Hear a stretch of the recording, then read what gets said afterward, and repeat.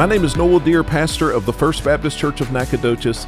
Thanks for spending 2 minutes learning the Word with me today. My Bible focus, Philippians 1:21. Let me read. For me to live is Christ, and to die is gain. Now this is a brief verse, but it's packed with meaning. Paul begins with a 2-word phrase, for me. Now this is Paul's personal view of life.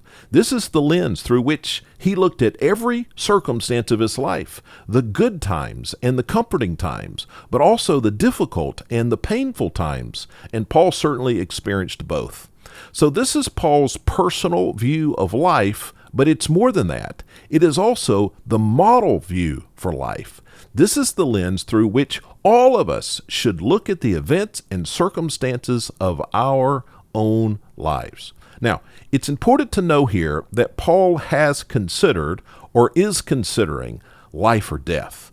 Paul is on trial for his faith in Rome, and he is imprisoned knowing that he could soon be executed for his faith. So the possibility of death is both real and imminent.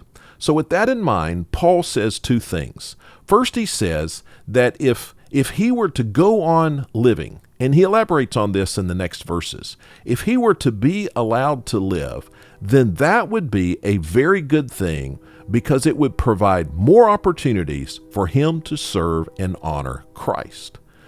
And he also says that if he were to die by execution or by some more natural cause, that would be even greater because he would depart this world and be with Christ.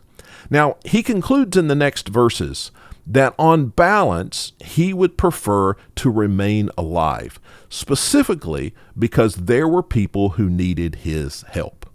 For us, in a world where people are stressed and anxious and seem to bounce back and forth between exhilaration and depression, in a world where no one is patient, in a world where people are chasing after every possible source of happiness and peace, Paul's view of life is the view of life that we must embrace. We should train ourselves daily to see everything through this lens. For me to live is Christ, and to die is gain. May we grow in our faith as we learn God's Word. And if you would like to receive these teachings daily, search Noel Deere on your favorite podcasting app and subscribe.